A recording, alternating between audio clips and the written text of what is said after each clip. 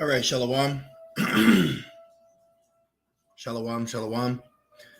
First and foremost, I want to give all praise, all honor, and all glory to Yahweh, Bahashem, Yahushai, Baharach HaKodash. I'd like to give double honors to my elders and apostles at Great Millstone that do well.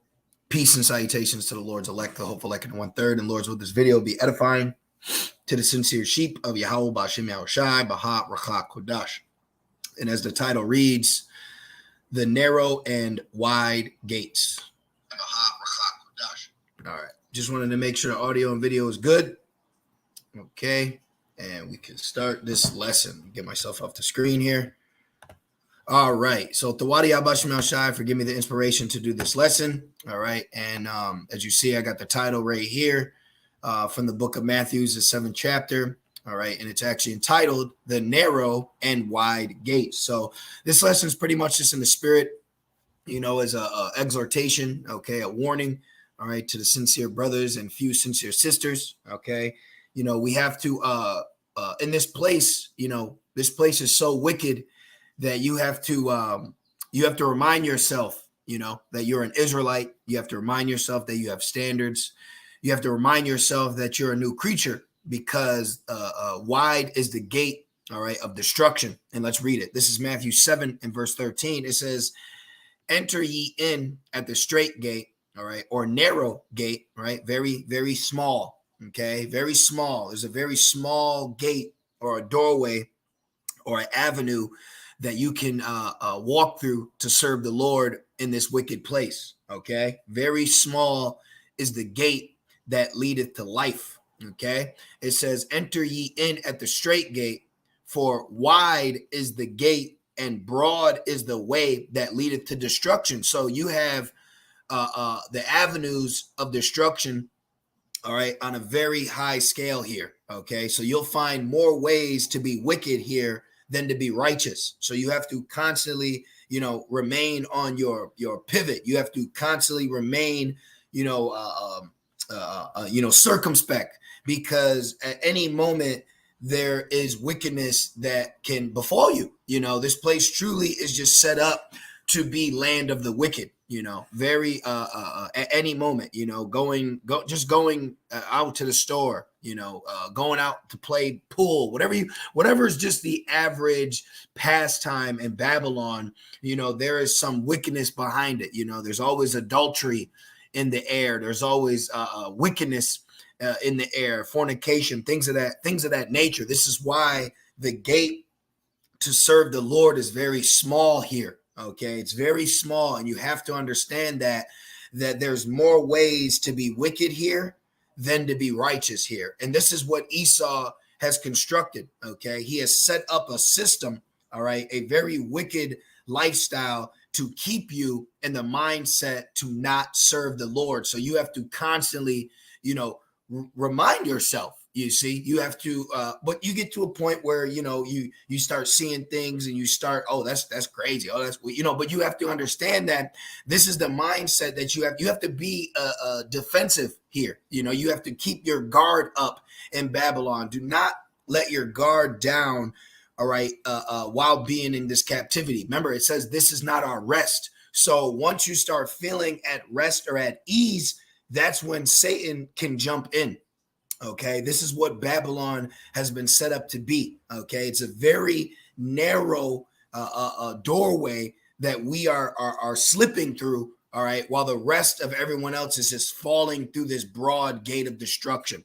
And it says, and broad is the way that leadeth to destruction. Very big, and very easy to fall into destruction. That's what this place is set up to do. It's very easy to fall into destruction. This is why it says a righteous man falleth 7 times and getteth up again. I believe that's Proverbs 27. I was actually just reading that the other day.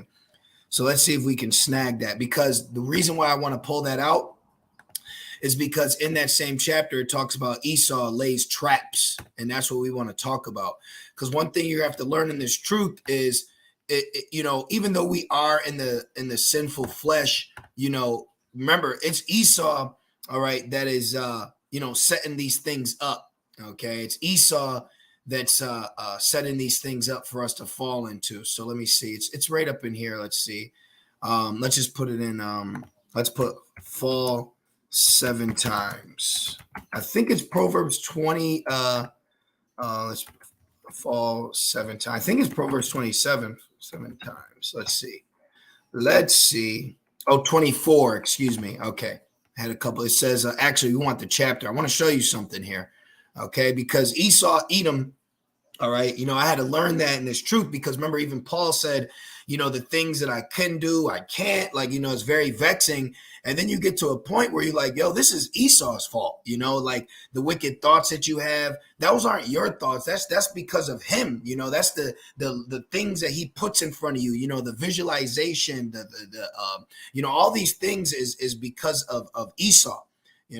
So let me just grab this real quick. So right here, look at this. Proverbs 24, right? Proverbs 24 and 15. Check this out. It says, lay not wait, O wicked man. See, lay not waiting, O wicked man. See, he's a hunter. So he's lying and waiting for you to get caught by the bait. All right. That's why they have a term, sex sells. You see, all these things are set up to get the Israelite man back to wickedness. Okay, wicked niggas aren't a threat to him. Righteous men of the Lord are the biggest threat to Esau's system. Okay, wicked niggas are exactly what he produces.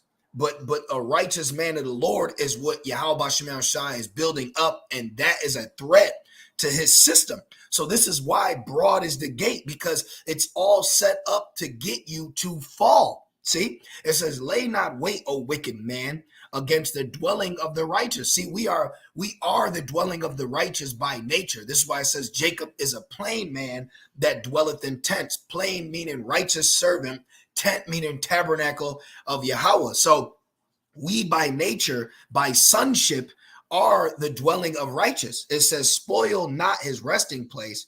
It says, for a just man falleth 7 times. But why do we fall? Why do we fall? Now, it was set up, the creature was subject to vanity, but you didn't just have the creature like, okay, I'm just going to do something wicked. No, Esau has been set up to construct a wicked lifestyle for you to look at wickedness, for you to live in wickedness, for you to learn wickedness, and then for you to act out in wickedness. This is what he's constructed. This is why his judicial system is flawed. Okay, his correctional facilities are flawed.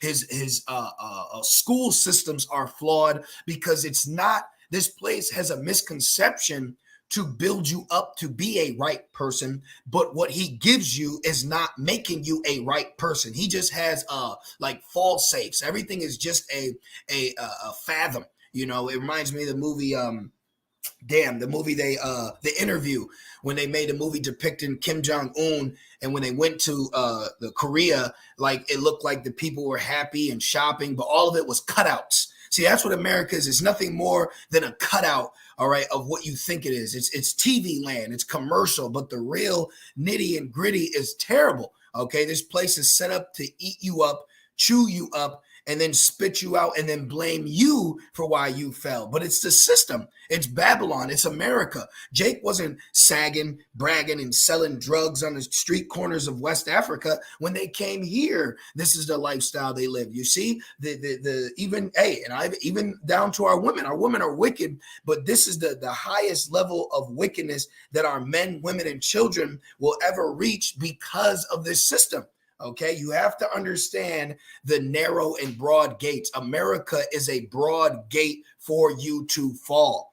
It says, for a just man falleth 7 times, but look at this, and rises up again. And you know what that makes me think of? I have to get it because it's very fitting. All right. And this isn't going to be a long lesson. We have a church in about an hour, but it was just on my spirit, all right, to do a lesson. So let's go to this. Remember keyword. I want you to keep this keyword right here. It says rises up again, right?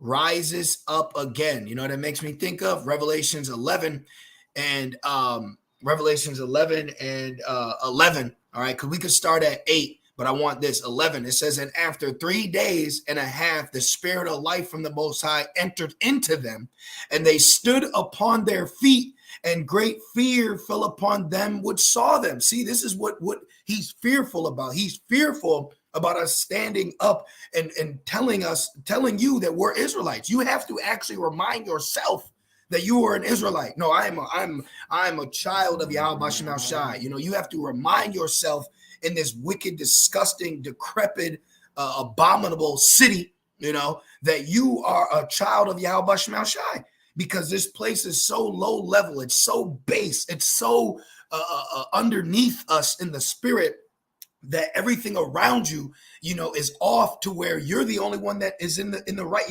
There's times where I'll be in a setting and I actually just step back. You know, you can't tell, but I'm telling you what I'm looking around, and I just look around and see death. I see death. I see destruction. I see the valley of the shadow of death, and nobody else can see it because they are taken by that broad gate. So you have to be aware that the gate is broad. You actually have to identify it, like, oh no, that's death. See, but this is what he's fearful of. The fact that we have eyes and ears now, that we have our spirit, we're becoming new creatures now. We see that we want to walk through the narrow way, and we're forsaking that broad gate because we've been down there before. And now we see, oh, you set this up. You want me to fall. You want me to be a nigga. You want me to be like that. And it reminds me, there was a Jake woman, the brothers know, I can't remember her name. She used to be with Jay-Z, and she came out with that song. She said, he want to make me eat pork. He want me to put the mark in my hand. She was coming at Esau. So you have Jakes that realize it's you.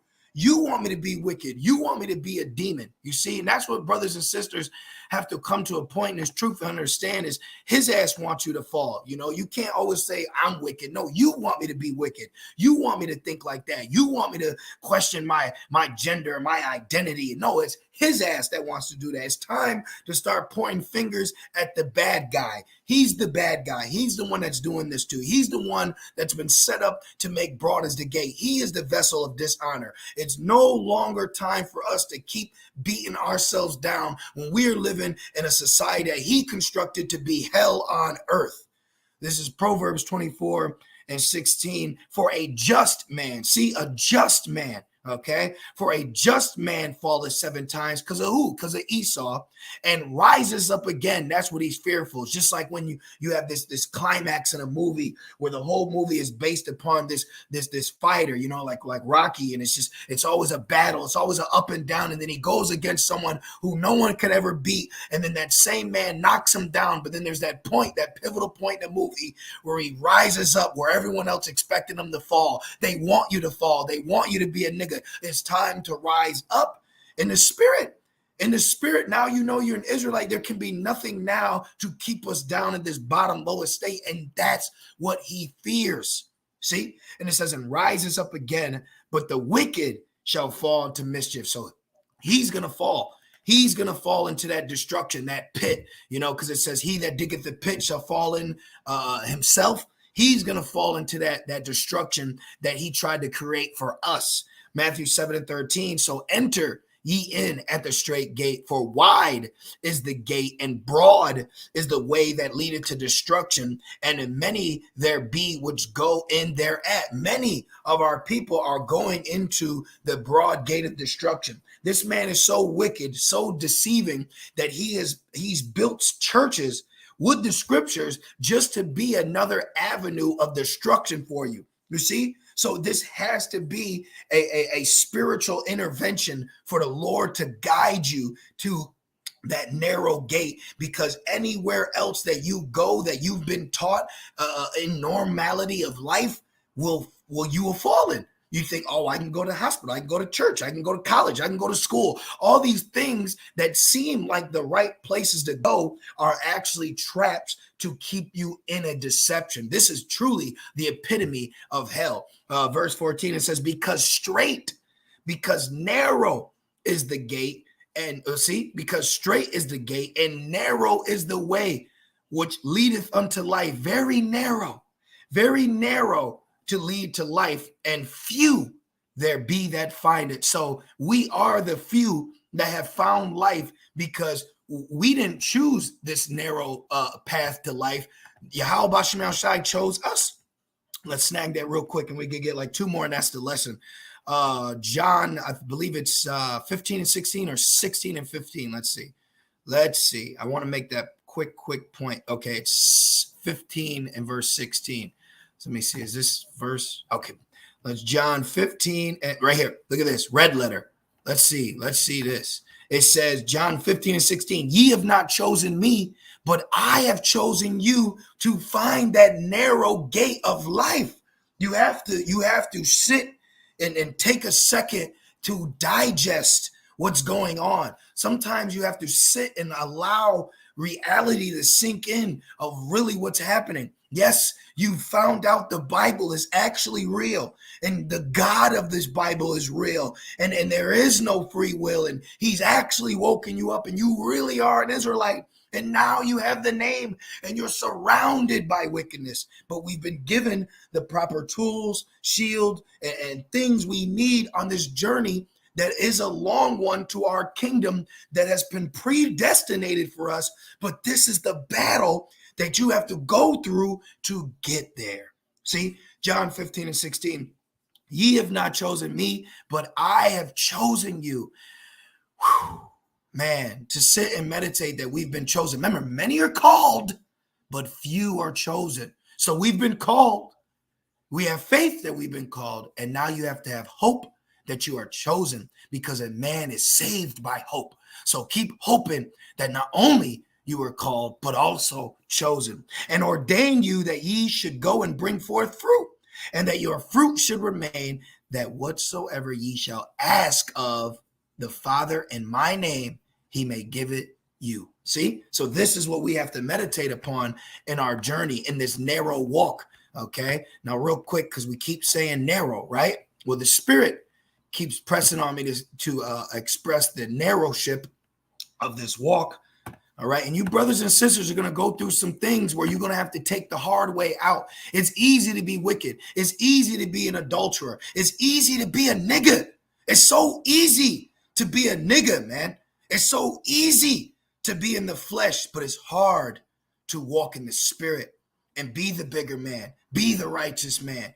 Sometimes shut your fucking mouth and use soft words instead of allowing Satan to get on you. Because there's times where you're going to go through something and you're going to fall, and you're going to know what you did and why you fall. And you know what? You're going to have to experience that. So when it happens again, you know how to handle it. I'm telling you right now, you're going to have to fall so you can be stronger when you rise up again. It sucks, but it's all about that purging process. It's all about that furnace of adversity. It's easy to be a nigga woman.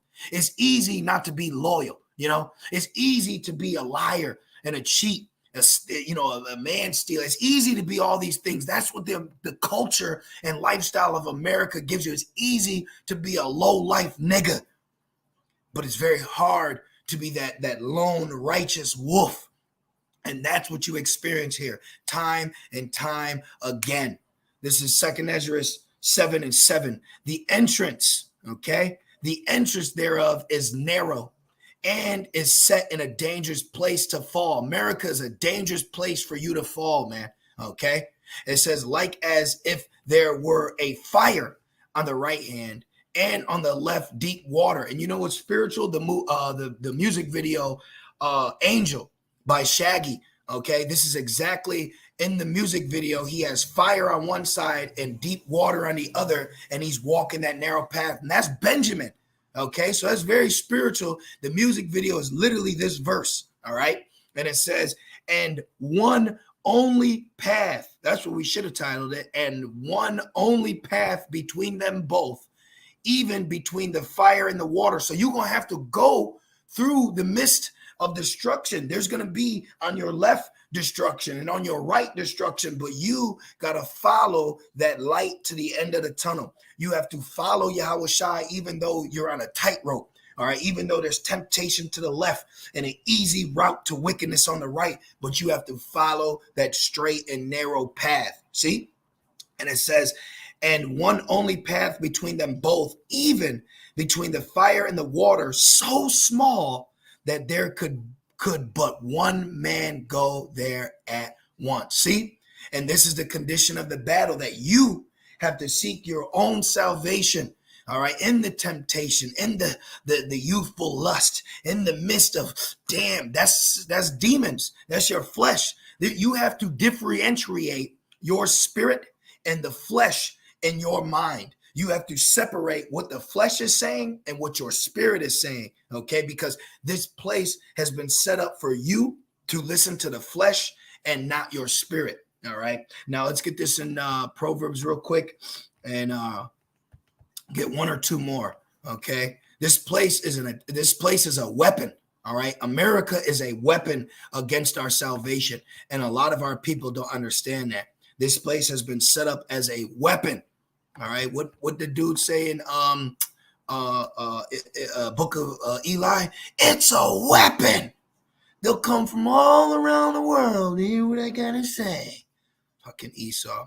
This is Proverbs 29:16. When the wicked are multiplied, transgression increases. So you are surrounded by nothing but transgression. So you have to understand, damn, I don't need that. Just like when you go in a store, and I speak as a man, but don't we all, you want to go buy something, what's the thing you do? Let me look at this ingredients. Let me see what's in this shit, man. Oh, man, what is this? See? So that's how we have to look when we're out here. And then it gets to a point where you just like, look, like, because I told brother one time, I think it was like a couple years ago, I don't eat pizza like I used to, but it was like a couple years ago, we were eating some pizza and he got beef pepperoni. I said, bro, if this pepperoni ain't beef and it's pork, the Lord gonna kill him, because we ordered beef. And that's when you get to a point, as truth is, you do the best you can do, but if he's still doing some wicked shit, the Lord just gonna get him, because we're trying to do everything we can do to serve the Lord the best way we can. But at the end of the day, we are just in hell.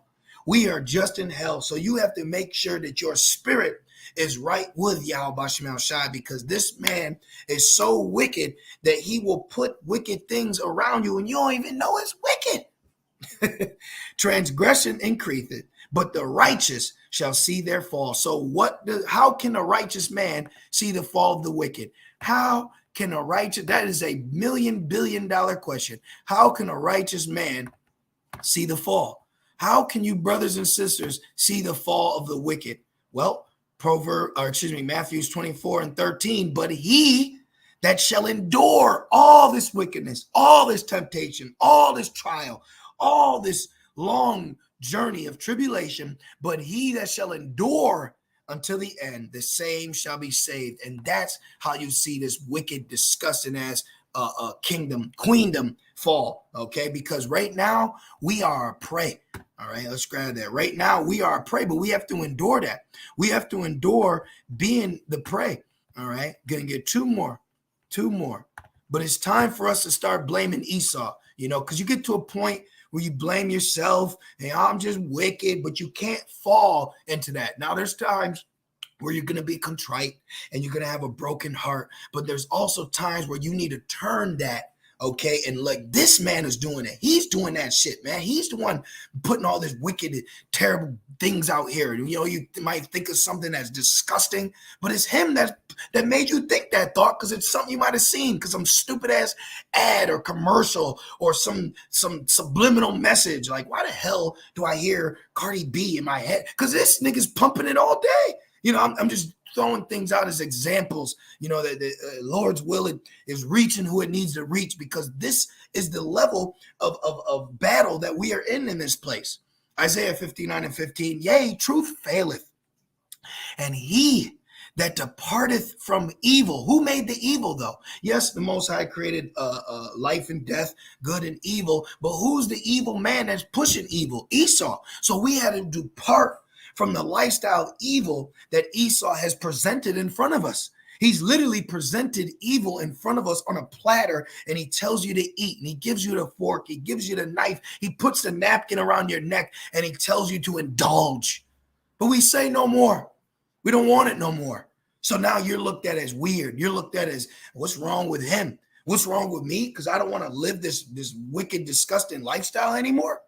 And he that departed from evil maketh himself a prey, and Yahweh Shemel Shai saw it, and it displeased him that there was no judgment. So the Lord is displeased because America is not bringing the right justice and judgment for the wickedness here, and we are a prey. We're looked at and scoffed at and down looked like we're a nigga.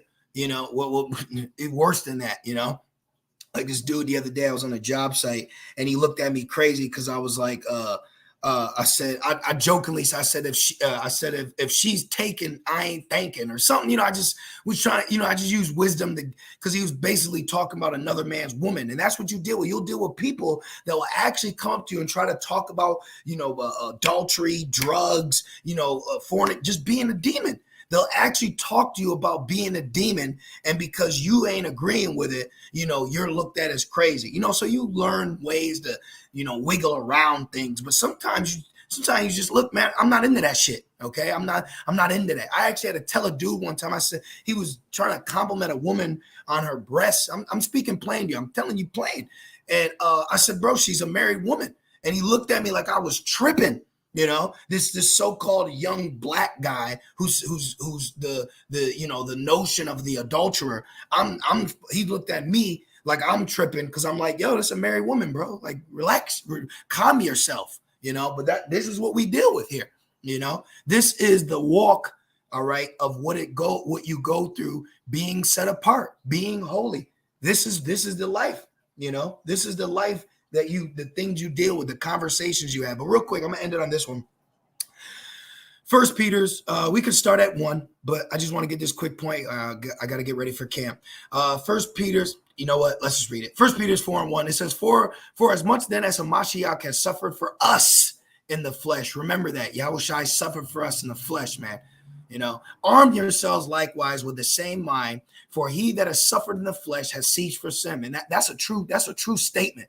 Okay, when you suffer from in the flesh, you cease from sin. I'll give you a good example. If a gang member gets shot and he's in the hospital, that's going to stop his ass from going out and shooting other gang members. See what I'm saying? So this is why Esau locks people up, so they stop doing wicked things. That's the notion of it, which is true, but then they just do wicked shit while they're inside. But I'm just using it as an example. It says that he no longer should live the rest of his time in the flesh. You actually have to battle this mindset. Look, even though I'm in the flesh, I need to stop looking at every this and all that and blah, blah, blah. It's very tiring. When your spirit will tell you, look, I'm tired. I'm tired of just running around in this youthful flesh mindset. See? And it says, to the lusts of men, but the will of the Most High. So now that you've been woken up out of this Gentile state of mind, it's time to start living your life to Yahweh Bashmal Shai and not to yourself. It says, for the time past of our life may suffice to us to have wrought the will of the Gentiles. See? When we walked in lasciviousness, lusts, excess of wine, reveling, banquetings, and abominable idolatries, watch this, wherein they think it strange that ye run not with them to the same excess of riot, speaking evil of you. So they think it's strange because you want to go down this narrow pathway. They think it's strange because you don't want to party and get wasted. They think it's strange because you don't want to be adulterer. They think it's strange because you ain't out here trying to pop everything moving. They look at you like you're the one that's off when really, in essence, they're off. And that proves that this is the broad gate. How are you looking at me like I'm tripping because I'm trying to live the right way, and you don't think you're tripping because you're living the wrong way, because the wrong way is the normal of life right now, which makes it a broad gate. So don't have friendship with this world, because this world is enmity with the Most High, and it is a broad gate of destruction. And it was just on my spirit. I just wanted to do that lesson. I pray that it was edifying and exhorting to you brothers and few sincere sisters. Adon Ratazah will be going live on GMS Salma 74 in about a half hour, 45 minutes. Hey, call all y'all Basham Al Shai, Basham Kodash. I pray that this was edifying through the spirit. Double honors to my elders and apostles, a great millstone that do well. Continue to endure, continue to fight that good fight of faith. This is the conditions of the battle. Don't allow Satan to overthrow your mind. It's time to get right in your mind and your spirit. And you're going to have to say these things. You're going to have to talk. You're going to have to remind yourself that you are an Israelite. You have to remind yourself that Yahweh Shemel Shai is real. You have to remind yourself to call on that name. These are things you got to do. You're going to have to motivate yourself sometimes. See? So, hey, that's the lesson. Call on Yahweh Shemel Shai. With that being said, Shalom.